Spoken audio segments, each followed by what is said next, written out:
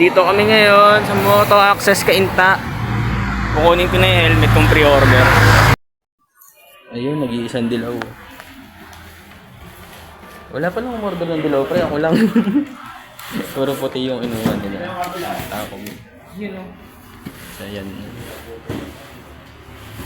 Meron din sila dito mga Naruto. Nice.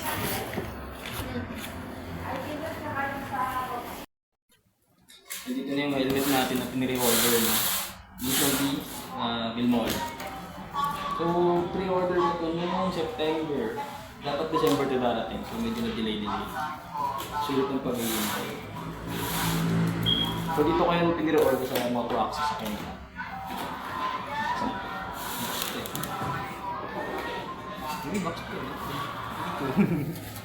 Yan. So, yung kinuha ko case kay Takahashi na Red Suns. Gulay dilaw. Kasi wala pa akong dilaw na helmet.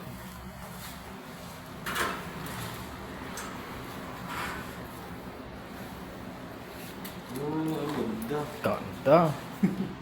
So, size large to na yun order. Size large. Ayan.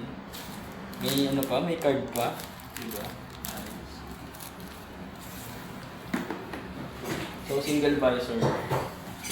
Base nito is Rapid RSLT ata. Hindi mo ata. Vents.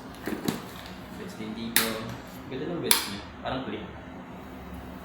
Grabe yung detail, no? Pati yung pinto nung RX-7.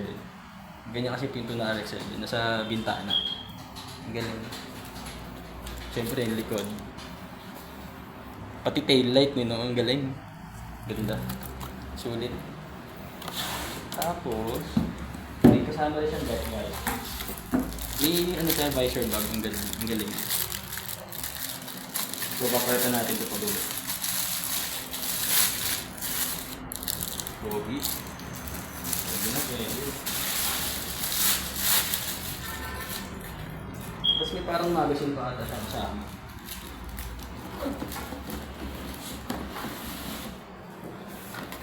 Pwede display. So ayan, yan yung base card. Siya ginahin. Pwede na pa rin. Uy, double D-ring. Ayos ah. Double D-ring na pala siya. Sukat natin.